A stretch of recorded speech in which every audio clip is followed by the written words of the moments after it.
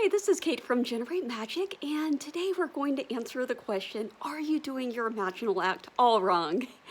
And if you've been following me for any length of time, I think you already know the answer to this question, but I thought I would have a little bit of fun with it because I know sometimes the tone can get super serious in this manifestation community, and people are like, oh, you have to do it this way or else you'll never get your manifestation. And I definitely kind of fallen into the trap of really kind of feeling anxious about the whole thing, right? Not just with imaginal acts, but in general with all these processes, and so whether it's scripts or affirmations, and thinking, oh, I have to do it this way, and and you can really just kind of get stuck in an endless loop. And so this video was actually inspired by Tom of Be Something Wonderful, by a video he just put out where he was talking about a client of his doing an imaginal act. And it actually kind of spurred a memory. And it's something I've talked about before, but never quite in this context, I don't think. And so he said the client was having trouble, which I think many of you can kind of relate to. I've certainly had trouble as well, just kind of picturing herself in the scene. And so he told her, if you can't picture yourself in the scene, if you're having trouble, then just kind of see it from the third person, basically, kind of imagining, you're looking outside in, basically, and kind of like you're watching yourself on a movie, and then kind of insert yourself into the scene as if it's actually, so basically, this is not the words that he used, these are my words. So basically, you're just kind of like imagining that you're watching a movie, right? You're watching the character in the movie, and then all of a sudden you step into once you kind of can visualize it fully, then you kind of step into the movie and you become that character. You step into that avatar.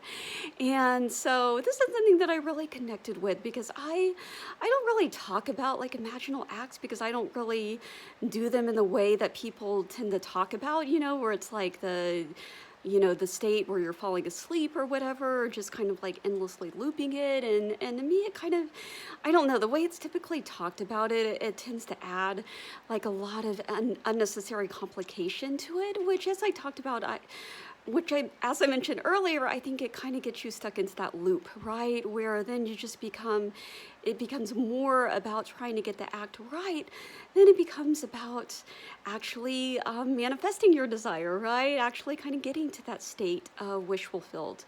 And so anyway, so this is way back before I knew anything about manifestation. I had never even heard of The Secret or Law of Attraction, Abraham Hicks, any of that. And so this is completely by accident. And of course, nothing really happens by accident, right? And this is another reason why I've said before, like I try to kind of, obviously there's conscious manifestation, and then there's unconscious manifestation, and we're pretty much always manifesting, right, whether we're doing it consciously or not. And so that's why I kind of try to get out of compartmentalizing as much as possible. And so I'll often talk about things that happened in my life that I consider, successful or unsuccessful manifestations, even though I might not have been doing it even before I knew about any of this stuff. So anyway, this is back when I was very shy. I was very introverted. Most of my life I was this way. Very few close friends or anybody that I could really connect with. And then I went to Burning Man, and it was like this whole new world opened up for me. And suddenly I felt free. I felt like I could really be my authentic self. And I felt like I could connect with other people in a way that I had never been able to before.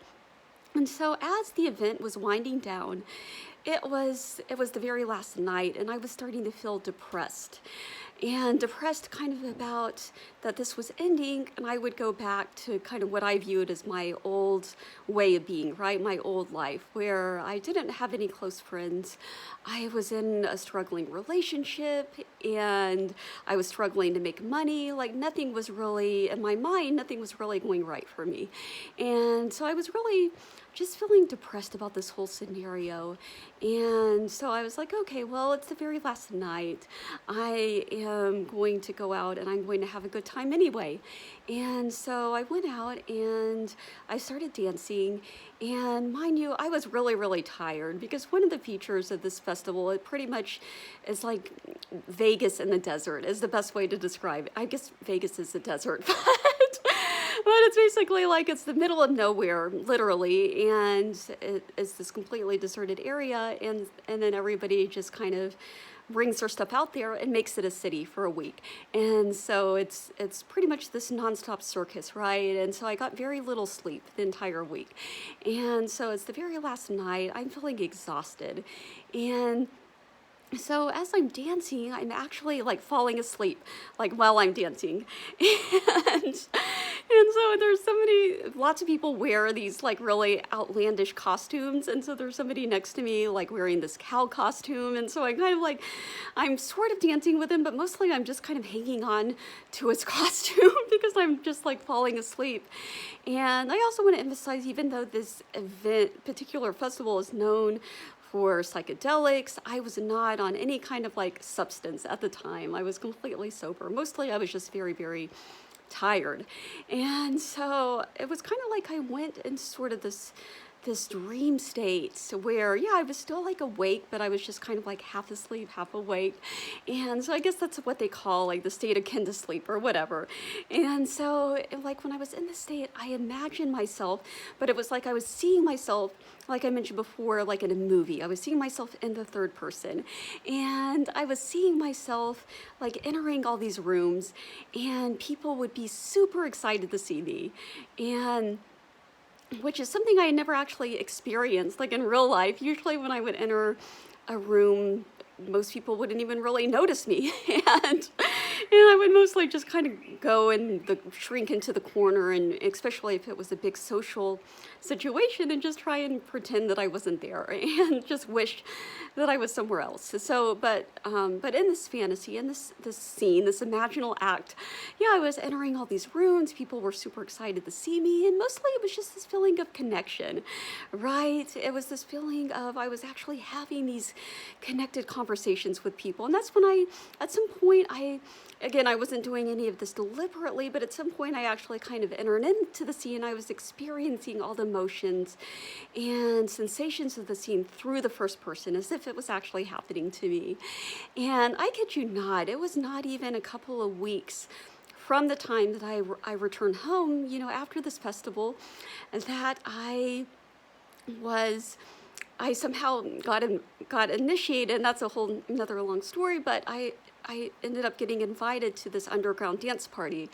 And I had never even heard of the underground dance scene before that. I certainly was not really cool enough to get invited to any party, period, let alone an underground party. But yeah, I went to this underground dance party, and I almost immediately started making friends.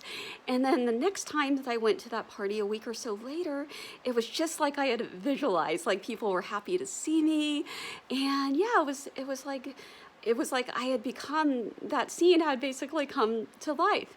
And like I said, I knew nothing about manifestation at the time. So it wasn't until years later when I kind of looked back on the process and I was like, oh yeah, like that was manifestation. That was what some might call an imaginal act. And so I always like to kind of reverse, like engineer these things, right? And kind of retrace the steps, right? And kind of connect the dots and think, well, what was it that was taking place in that scene? And so there's something else that I want to, so that's one point. And so that's kind of proving right. And I've heard teachers say this, that it has to be in the first person when you're visualizing your scene. And if it's not in the first person, then it won't work, basically, or the same thing will happen, but it'll happen to somebody else. And so I think what happened to me and what happened with Tom's client is proof, right, that this isn't necessarily the case, right? And there isn't necessarily just one right way to go about doing it. And yeah, if you can immediately, enter in, visualize it in the first person, if that works for you, then great. But it's not like a necessary component to make it work. And also, I I also want to emphasize that I just did it once, right? I didn't endlessly loop it over and over again in my head. And so there's something else where, again, this is before I knew anything about manifestation, anything about any of these processes. And it was only years later I was able to kind of like connect the dots. And so this goes back to copywriting, and when I was kind of like young and broke, and I was like, what am I going to do in my life? And I knew I had this talent for writing. And so my mom, she had given me a book about copywriting and how to break into the copywriting industry. But because it came from my mom, I kind of dismissed it. But gradually I started to think, okay, well, maybe this could be a viable way for me to make a living. And then I got this book this pamphlet rather, called The Barefoot Writer, and it showed a picture of a person that was sitting like with her laptop, like in this tropical location, drinking a martini. They were, or some sort of like tropical drink, and they were like barefoot, sitting in a hammock, and it was just this total scene of relaxation. And the point was that if you became a successful freelance writer, then you could write anywhere. Then you wouldn't be tied to one location. You wouldn't have to go to an office every day. And on top of that, you would be making enough money where you could afford to go on vacations like this. So that was kind of the point of that advertisement, but it always stuck with me. And immediately when I saw it, I thought, I want to be one of those barefoot writers.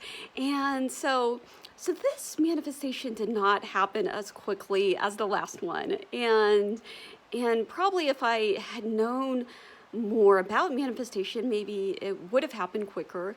But and also, I was doing other things. I was teaching, I was tutoring, so it's not like copywriting was like my only gig at the time. And I enjoyed teaching and tutoring, even though the money might not have been the greatest. It is something that I genuinely enjoyed. But anyway, that image stuck with me. And I think that, along with just this assumption that I had that this would be a viable way to make a living, and so I persisted in it. And within a few years, I was making a living full time as a freelance copywriter. And then I was at this little beach town in Mexico called Mazunte. And I was actually, I was on my laptop, I was doing my copywriting work. And then I realized, like afterwards, it dawned on me that the scene through my point of view was almost exactly like that scene I had envisioned, where I was sitting on a hammock and there was this beach. You could literally see the beach from where we were staying. And so it was kind of like that imaginal act had come to life. And so that was kind of like that vision, even though I didn't loop it over and over. It was probably, but that's all I needed was to see it once. And it became imprinted in my mind, and that became sort of that guiding force that got me to persist through those years. And so, because I'm a writer, I like to do things in three. So I'm going to give you one final example of what I guess you could consider an imaginal act. And so the final example, this is when I actually knew a little bit about manifestation. And so I was doing like this guided meditation. And so the guided meditation, it was kind of like a visualization where they had you kind of visualize yourself like in a scene and imagining all the sensations and everything. And at the time, I was feeling very depressed, very hopeless, very anxious. And I couldn't really visualize with a lot of clarity exactly what it was that I wanted. I just wanted peace. That was it, essentially. And so I visualized myself in this retreat. And at the retreat, we were all sitting by on these rocks by the river. We were all like doing these little journaling exercises. It was just this very tranquil feeling associated with it. And I didn't have any desire necessarily to go to a retreat specifically, but yeah, it was just kind of that feeling of peace and tranquility that it conjured within me. And I would say for this one, and again, even though I was doing it in a more conscious, intentional way, this time compared to the other two times, I only did it once. And within, I would say about 6 months, I found myself through a long bridge of incidents, I found myself living in this tropical location in a foreign country. And it was a whole kind of mess getting to this foreign country, but then once I did, all of a sudden my life became infinitely better. And at one point I actually attended a retreat, and I had never really thought a retreat would be, at that point in my life, that would be something that would be like within my income level. But it just so happened that this was in Mexico, and so the cost, compared to the United States, the cost of things is considerably lower. And on top of that, it was actually at the place where I was living at the time. And so the woman who was doing the retreat was friends with the owner of the property where I was living, and so I got a special discount. So that's how I was able to attend the retreat. And so we were doing this journaling exercise, and it was only afterwards, it was by the river, and it was only afterwards I kind of connected the dots. I was like, wow, that was just like the scene that I visualized. And it wasn't about the retreat itself, right? It was because I had already gotten to a point in my life by that point where I was like infinitely happier. It was like night and day. And so that was really just kind of like the cherry on top. And so, because I think threes is kind of a theme today, so I want to, and this is getting to be a little bit long, so I want to leave you with 3 key points about these 3 imaginal acts. And so number 1, as you can see from these 3 examples, right, there's no really right or wrong way to do it. And that goes for any process, right? Scripting, affirmations, whatever you do, because you're the operant power, right? You are the divine center. And so whatever it takes to kind of activate within you that feeling of fulfillment, right? And that feeling of conviction. And so if you need to, so you don't necessarily have to loop it over and over again, but if that works for you, then that works for you, right? Same with doing it in first person versus third person versus a combination of the two. And then I'm going to refer to my notes at this point to make sure that I am not leaving anything out. Okay, so yeah, it's about tapping into yourself as a divine center, right? It's never about the process itself. And it's also, I would say, the one commonality between these 3 techniques, or these 3 imaginal acts, is that even though the process was different in each case, in each case they worked to bring me into a state, right? And so the one where I was like with all the friends, it would be like a state of joy, right? And then the barefoot rider, that would be the state, the dominant state would be freedom. And then with the retreat, the dominant state would be peace. So in each of those cases, there was kind of like a dominant state, right? And so again, with the process, it's all about kind of what brings you into that state of fulfillment, and that state of conviction, and that state of feeling that it's done in a genuine way. And then, and then the third point that I want to make is that again, it doesn't really matter what you would do, but I would recommend keeping it simple, because some of these explanations that I hear involving imaginal acts or any of this stuff, right, it's like super complicated, especially when it comes into when people talk about like the feeling state, and personally I think it can really, the more you complicate it, the more it kind of gets you stuck into this loop, where then all of a sudden it becomes more, you create this reality where it's about creating the perfect process, the perfect imaginal act, or the perfect script, or trying to feel it real, right? And that's the reality that you're creating instead of just feeling that fulfillment right now, right? And so really it just comes down again, I think I said this in the last video, to trusting yourself, to trusting that you know the way, and that whatever you do is going to get you there in the end, that you are the door. And you are the door to divine consciousness, and really tapping into that. And so with that, and also, yeah, and just telling yourself, and going back to the title of this video, that, yeah, you're never doing it wrong. You know, you're always doing it right. And everything you're doing, whether it's in terms of processes, whether it's in terms of your thoughts and feelings, or whether it's just in terms of actions that you're taking in your everyday life, just trusting that everything you're doing is leading you along the right path. So with that, thank you so much for watching, and have a wonderful day.